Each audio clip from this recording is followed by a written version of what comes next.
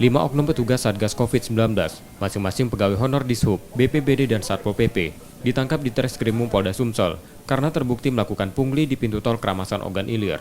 Lewat video yang viral di media sosial, identitas mereka diketahui. Dalam video itu kelimanya melakukan pungli pada pengemudi truk yang mengangkut sayur ke Jawa.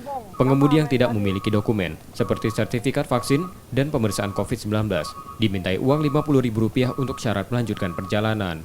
Dari keterangan polisi, pungli itu sudah dilakukan tersangka 3 kali, dengan total uang Rp300.000.